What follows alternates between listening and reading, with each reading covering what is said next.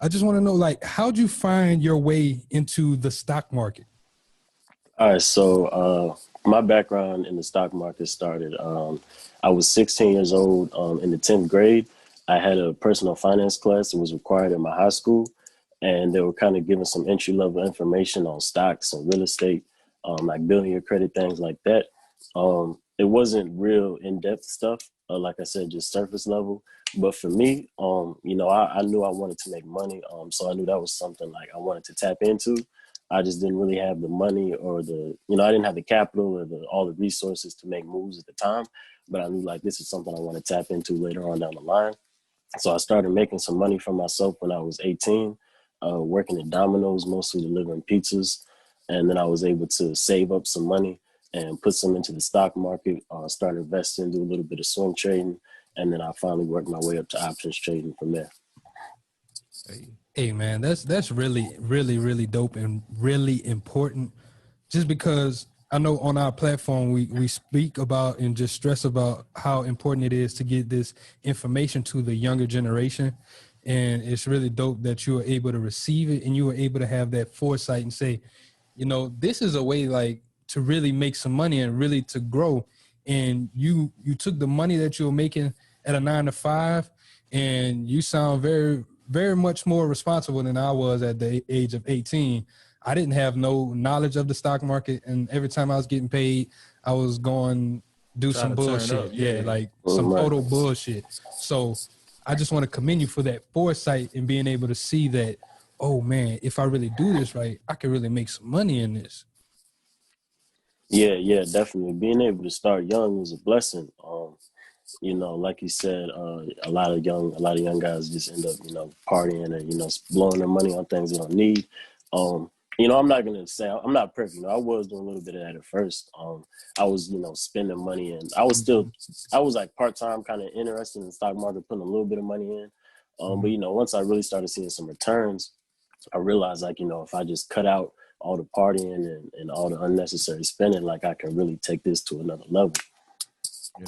So JT, bro, I want to hop into your stock market journey because when we were speaking off camera, you told us like how you started off with just your side. You started it on something on the side, and then like slowly but surely, like you learned like the levels to it, and then you grew to be able to do it full time. So like, can you tell us like how was your first experience trading? The first time I came in, like I said, I was starting small. So what I did, I picked a list of companies that I knew. Things that like, I know what the company does, or like I buy some of their products, like, for example, Apple, Nike, like, I have an iPhone, I wear Nikes. So things that I knew, and I was putting a little bit of money in, not even much, just a few dollars, just in the stock to kind of see how it would, just to see how my money would react up in the stock, see it go up and down, things like that. And then from there, I was swing trading shares. One of my first real big wins was swing trading ACB shares, which is Aurora Cannabis. That's a marijuana stock. And I got some nice returns off of that. It wasn't like crazy money, but, for me, that was what kind of showed me it's possible. You can really, you can make good money doing this. So that kind of boosted my confidence. And then, I continued to swing trade and build my accounts and stack my money from working 9 to 5. And then I worked my way up to options trading from there once I got confident with that. So off camera, you told us you got into your journey at 16. When would you say you really, really became like focused in learning, really learning? I was 18. That was when I was working. I think when I was 18, that was around the time when I decided I was going to cut out, the partying, the BSing, and really dive heavy into this. So I ended up picking up more hours at the job, and I was working late nights because delivering pizzas, that's the best time to make money. Most people order at night. If you work in the morning, you're not getting too many deliveries. So I wanted more money. I wanted more tips, more hours. So, I'm just hustling, man, busting my ass, working for Domino's, taking the tip money, taking the paycheck money, putting that in the stock market. In my free time, I'm on YouTube, I'm on Google. I'm trying to absorb as much information as I can about trading while also saving up as much capital as I can. And that's, I think that's working. exactly, you got to kill it. No, I was just saying, I think working that night shift is really cool because it allows you to structure your day. where you can focus on trading or looking at the stock market during the day and then be working at night. Exactly. Just to take advantage of your time for sure. So JT, you just touched on swing trading, and I kind of want to go into that a little bit. For people who don't know what swing trading is, can you explain it to them? Yeah, so swing trading, when you're swing trading, you buy shares or options, and you're just looking to hold it for over a day. So you could swing trade something for 2-3 days, maybe 2-3 weeks, or even something as long as a few months or a couple years. And I like how you also touched on the knowledge part, because that's something that I wanted to get into. Like, I heard you say you're on YouTube and Google. Were there any other resources that you were on that you were trying to figure out and just really just educate yourself? Were there any books, any type of courses that you took, or anything along those lines? Yeah. So there's ebooks. I was on different ebooks and things like that. Start with the beginners, like Swing Trading for Dummies, books like that.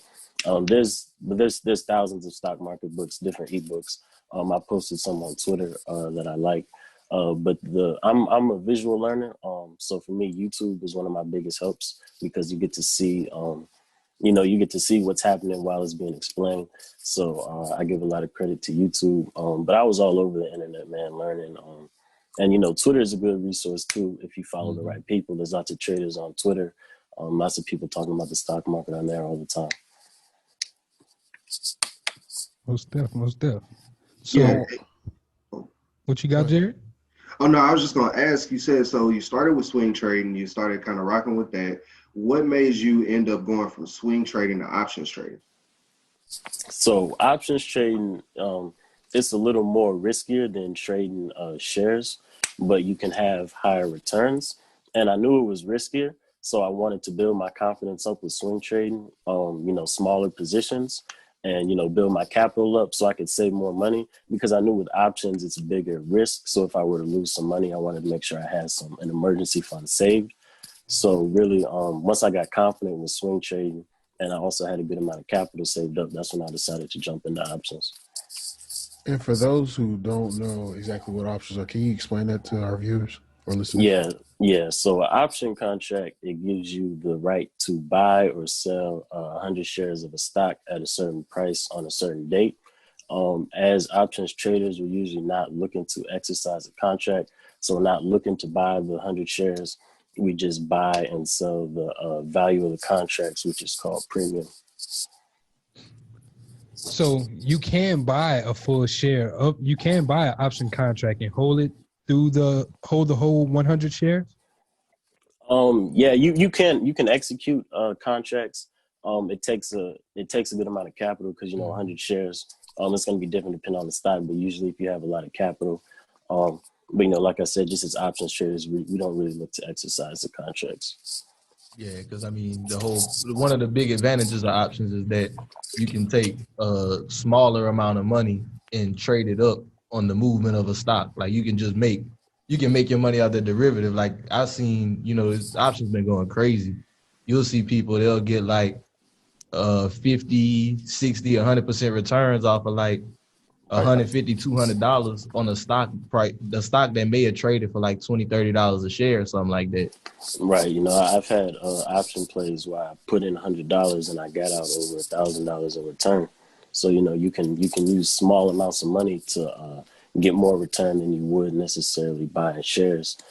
So that's one of the main differences with options versus shares. Also with shares, you can hold those. When you buy shares, you have equity in that company, which you can hold forever, But with options, you have the expiration date. So you're not going to be able to hold the option forever, so you can't necessarily fall in love with the options position like you would a share.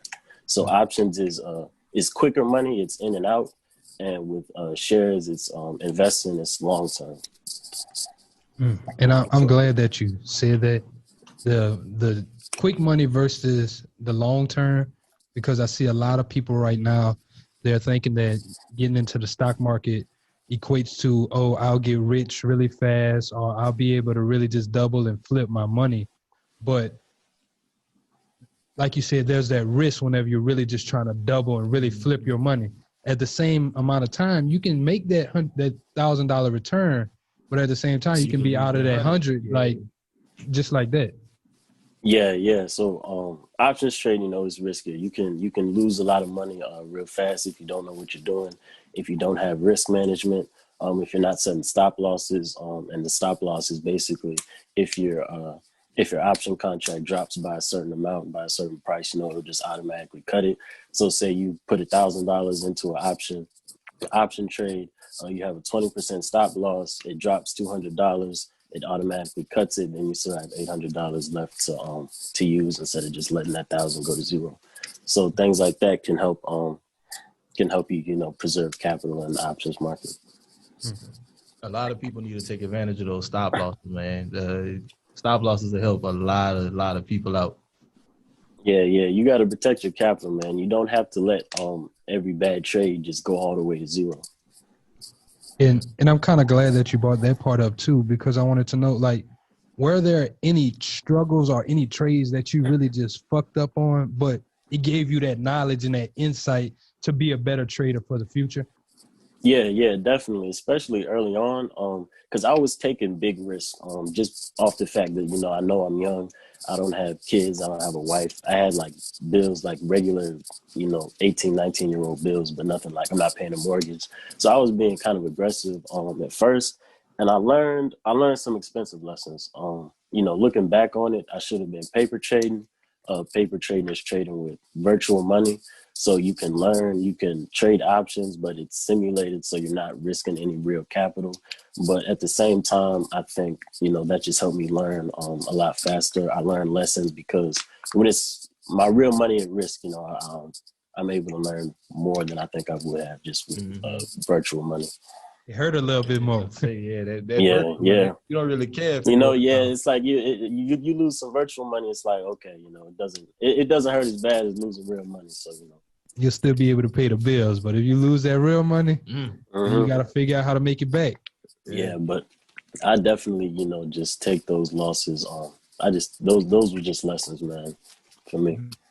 So question, on the flip side of that, when was the first time that you like made a trade or made a certain amount of profit or something? You was like, oh yeah, nah, this for real. Like, I think I can do this full time. Like, I can live off this income.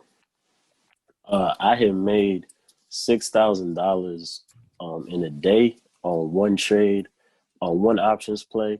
And I was still working at my job at that time. And from there, I was like, okay, yeah, I'm like, it would take me months to make this, working it, just delivering pizzas for Domino's. I'm like, I made this in a day doing options.